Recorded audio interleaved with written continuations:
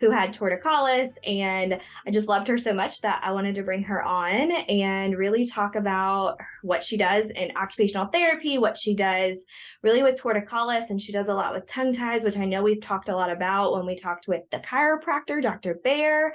And so I'm going to let her take over and just kind of give like a little background. So Sarah, tell us about yourself. Sure. So like you said, I'm a pediatric occupational therapist, and I'm also a certified lactation counselor or CLC. And my certification and training is primarily in infant feeding. So both breastfeeding, bottle feeding, transition to solids, and then also in torticollis and plagiocephaly. And actually where I started really specializing with infants was my doctoral project for grad school. I was in a neonatal intensive care unit in Alamance County, and that's when I started my breast and bottle feeding and looking at that side, which is more developmental positioning with those newborn infants. And that's kind of what sparked going and getting more education on torticollis and plagiocephaly. Awesome. So let's dive a little bit deeper into all of those fancy words because we may not know what they mean.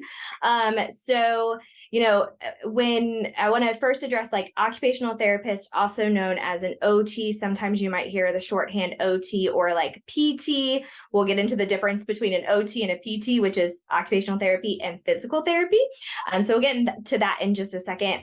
But also torticollis, we'll kind of dive deeper into that. But that plagiocephaly, that is the flattening of the head. You may see these kiddos that wear the helmets. That is where that plagiocephaly, and it goes really hand in hand with torticollis at times, most of the times. And we're going to have you elaborate on that a little bit more. So let's first just talk about what is an occupational therapist? Like, what do they help out with? And then the second part to that is really what's the difference between an occupational therapist and a physical therapist? Because I know they are kind of interchangeably. And I know there's lots of people that are in those professions that they're like, no, we are different. Yes. So I always love the question, what is an OT? It gives me flashbacks to grad school where you had to have an elevator pitch for what an OT was. I think the cool thing is that OT can mean so many different things. And really what you're looking at for OT depends on that person's training and experience.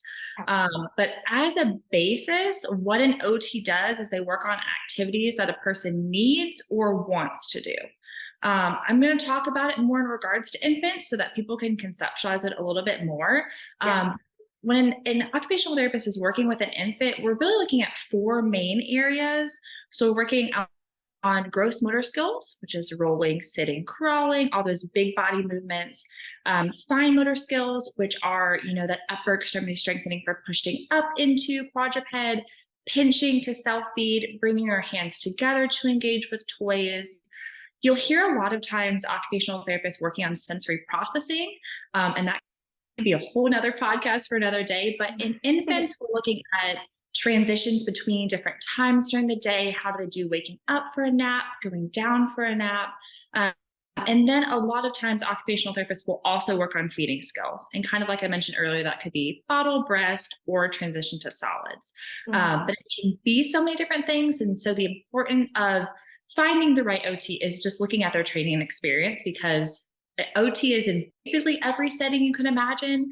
And it's all about kind of what works best for your family and what they have worked with in the past. Yeah, that's really good to know. So the second part of that, what is the difference between occupational therapy and physical therapy? Yes. So OT and PT can be in a lot of very similar settings. And there are a lot of like misconceptions about either one can do. I will say the younger the patient, the more overlap.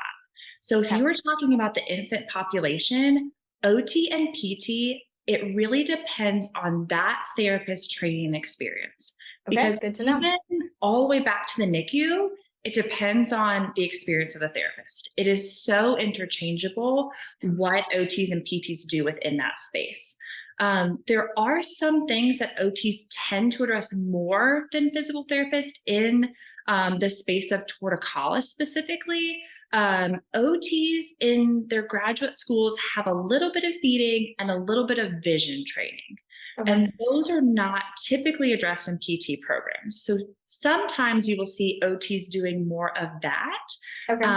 but it really just goes back to the person's training. The other thing is that we talk a lot about like frame of reference or how you approach treatment and kind of what philosophies you're going off of. Those can be a little bit different, but a lot of times the treatment looks very similar. You're working on the same things. Okay. And a lot of times, like people will come and watch, they're like, are you an OT or a PT? Like it looks very similar for people that have seen one or the other. Okay. It's just really important.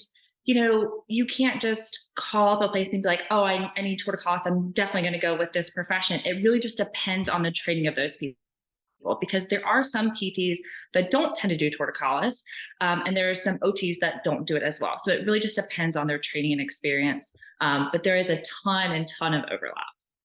That's good to know, and I'm glad you pointed that out, because the reason that I switched to you is because so I had my little boy in working with a physical therapist, but I just felt after, I mean, we were there for about a month, maybe a little over, and I just felt like we weren't getting what he really needed. He was really young at the time. He was only like 2.5 months when we started, and then and I didn't feel quite confident in what I was doing.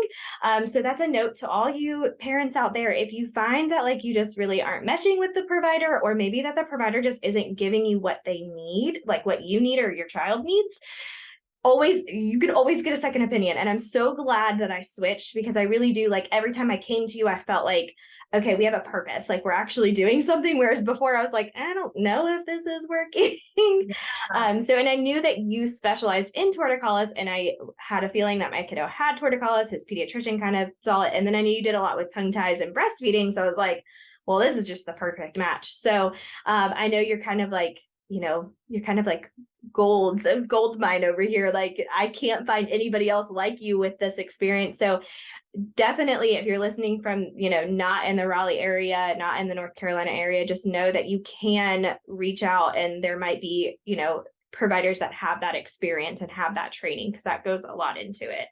Yeah. And I think just also asking providers questions. So even if you're calling a new office and you're looking for something, asking like, hey, like what training do your therapists have? Do you have a website that says that? What percentage of their caseload is this Yeah, population? And then also if, as therapists, there are, people we super vibe with, and sometimes it's not a good fit. We are more than happy to refer you to someone else. I've good. had families that have been like, I love working with you, but this style doesn't work for my family. And I'm like, okay, I have this colleague, this will work. So also feel, I really hope everyone feels comfortable with their providers to have that relationship of, this isn't working. Can you either try a new way, or what's another avenue I could go down? Because it's just going to be such better care if you're able to have that back and forth. I Absolutely. felt like you were definitely able to have that with your family and just kind of build that connection for you guys. Yes, yes. So moving on, and I know we're going to kind of get back. I do want to touch a little bit more about, finding a provider, and I know we're going to talk about that towards the end. But I do want to talk about, the biggest thing here, torticollis. What is this fancy word? And when you write it out, you're like, torta, what? What is happening? So I know that's a very deep question, but what is torticollis? Like, what is it? What does it cause? And what are the symptoms of it? What are things that parents should be looking out for in their child? Sure.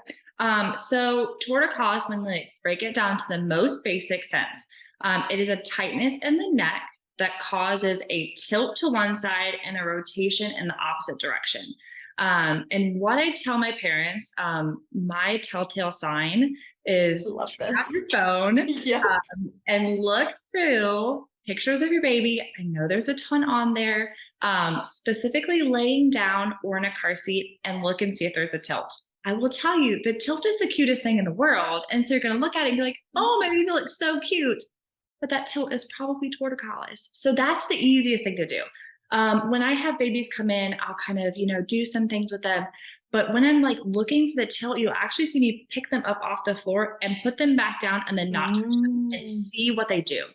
Because you want it to be like the most true representation of their typical position. Mhm.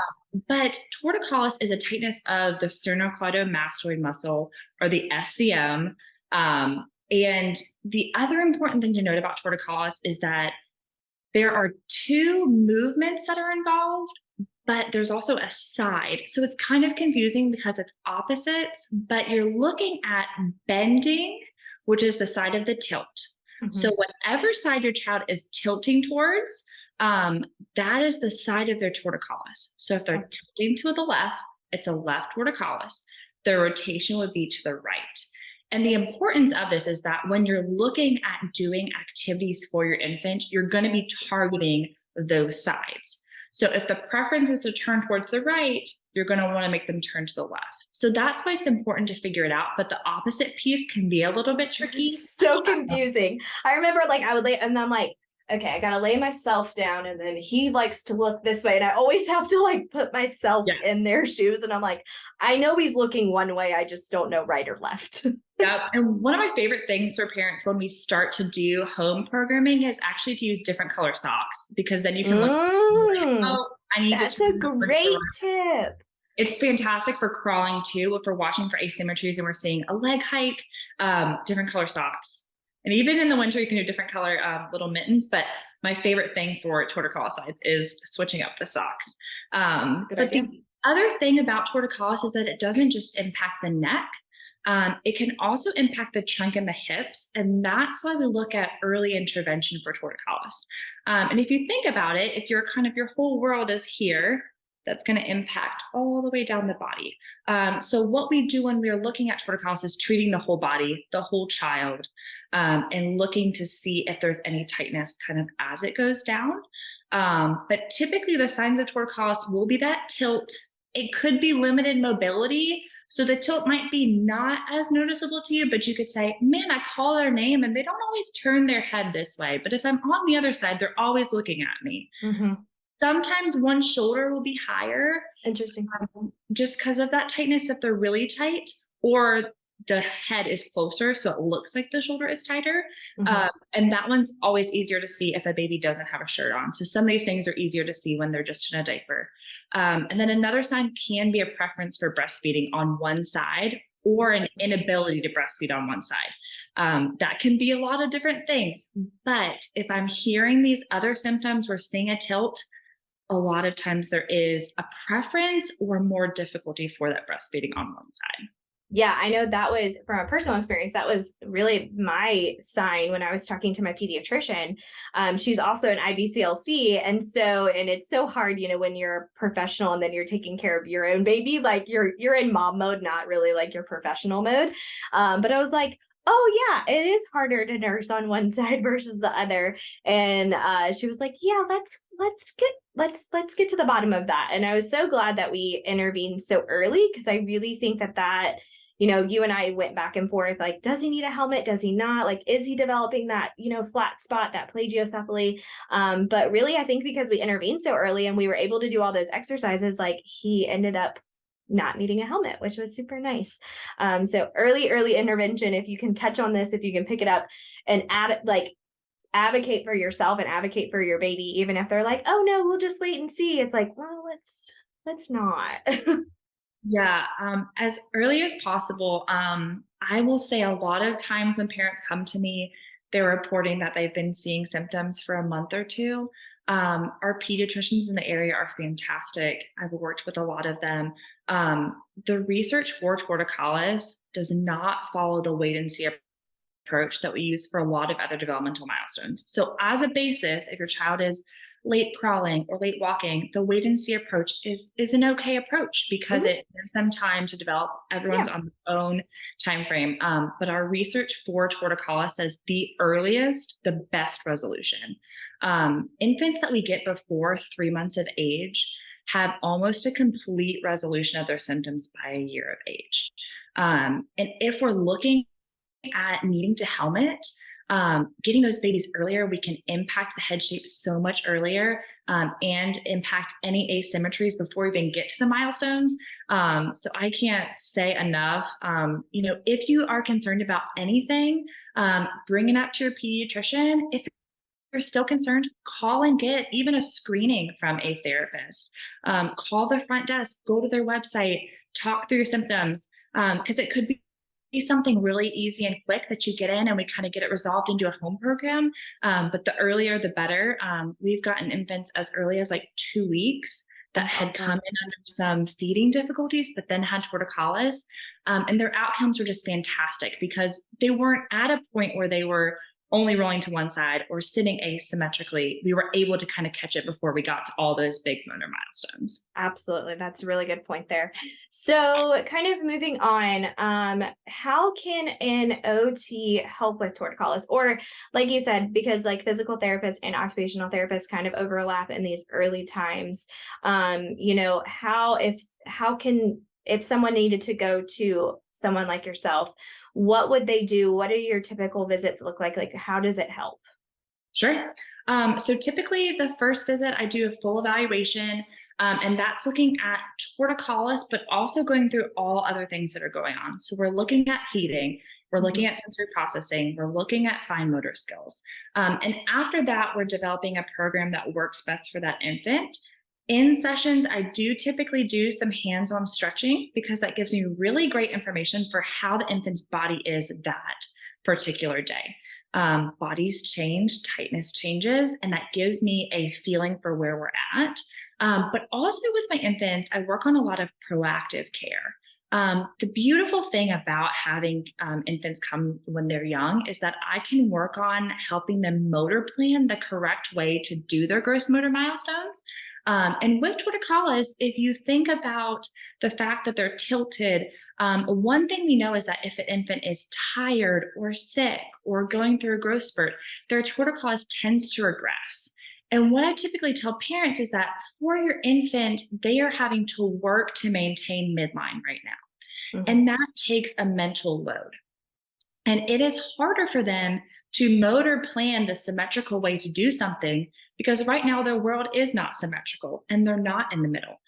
So we do a lot of proactively teaching rolling, sitting, crawling, so that they see the correct way to move their body through those to avoid any asymmetries that might come up.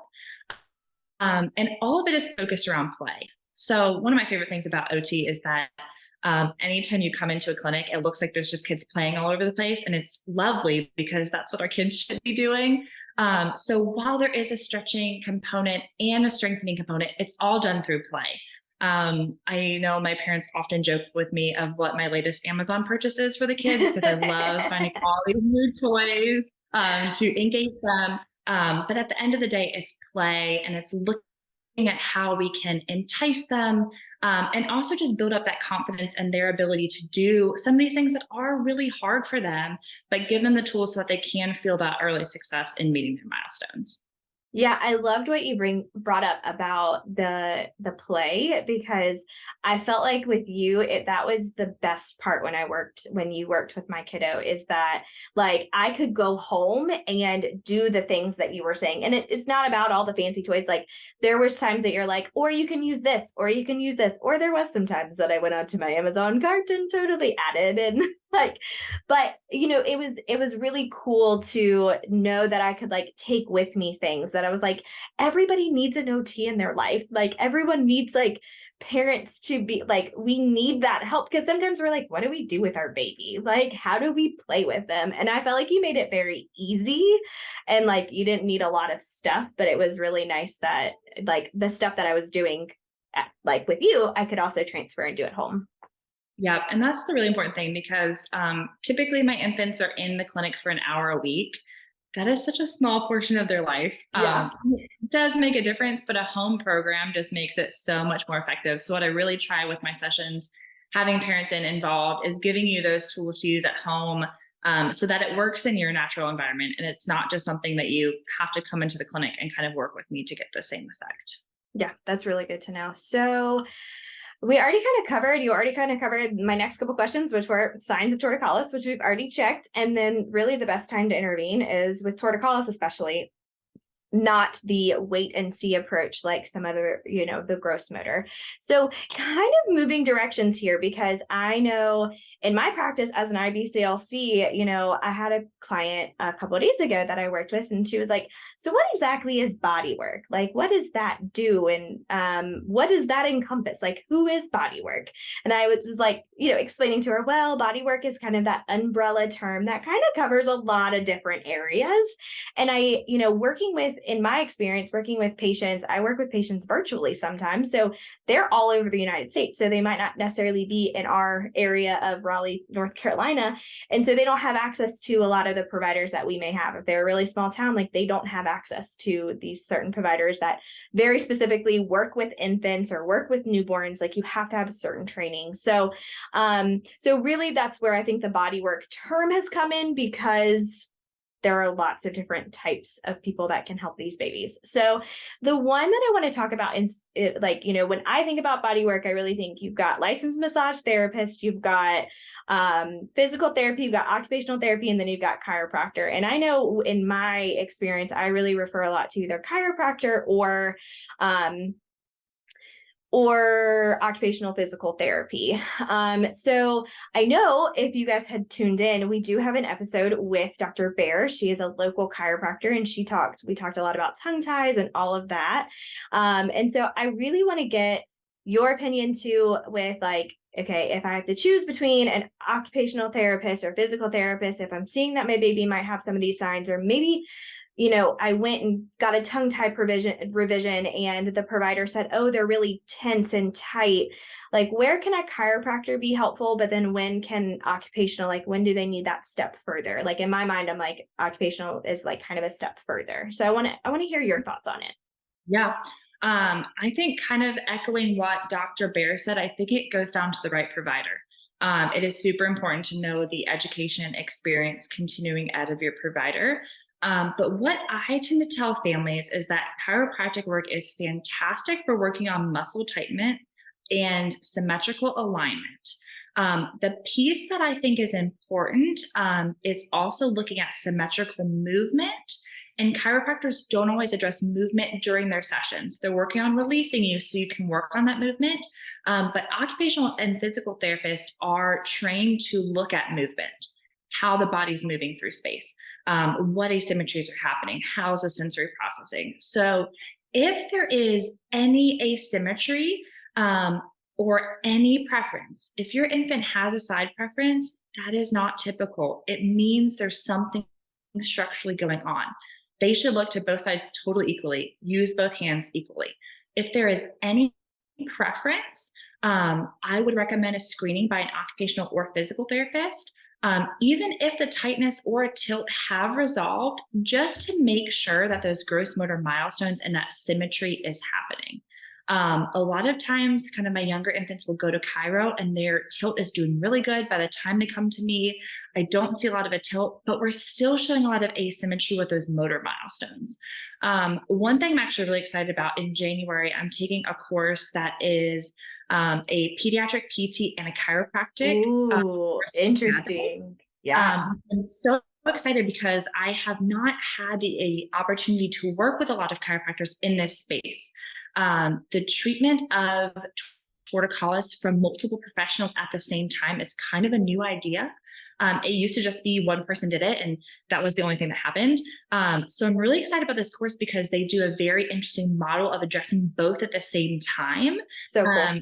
So I'm hoping that'll give me some more information of the overlap, how to work with chiropractors on dividing up, like, hey, can you check this? And then I'm going to check that in my session for movement, and that back and forth a little bit more. But there's definitely, there's a space at the table for all of these providers. It's just figuring out and having an open conversation with your providers of like, I'm still concerned about this. Or like, what do I need to look for that? But I think it kind of goes down to chiro can do a great job with that tightness and alignment piece. If you're still seeing an asymmetry, let's go ahead and get a screening and just see if there's anything else going on. Yeah, that's so interesting that you're doing that. I love, love, love. I love continuing education. You guys know us here at Nurture Nest, we always, looking for keeping up to date information. I mean, and the way that we get up to date information is through those continuing education courses and going out and seeing what there is.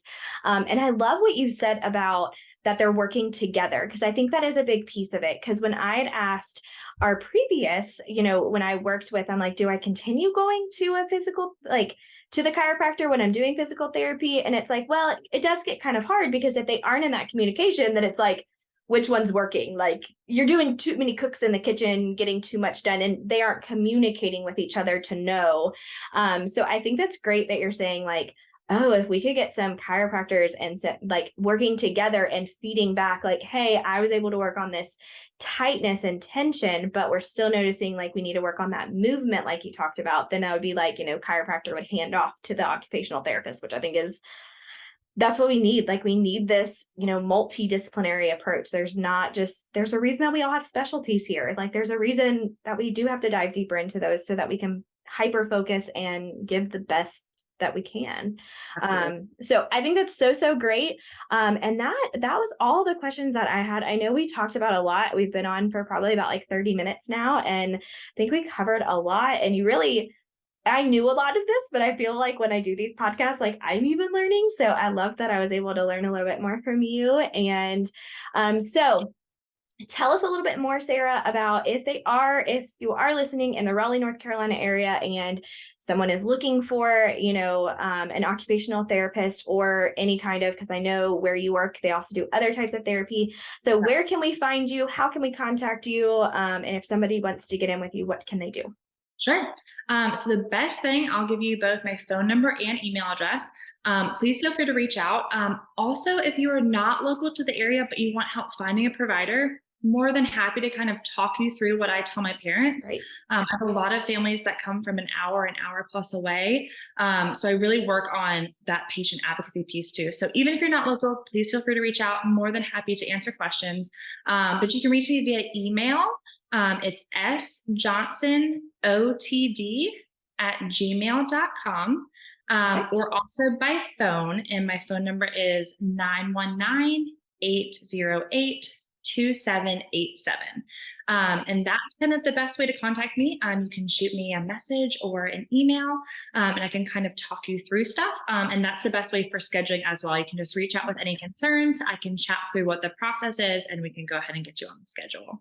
Perfect. And yeah, I think the last thing that I want to just like really talk about is, questioning your provider, questioning, like you said, call the office, see what they have experience in, like doing a little bit of research. Like, just because your pediatrician recommends you to someone doesn't mean you necessarily have to go to them. It might just be who like takes your insurance, and that's just an easy.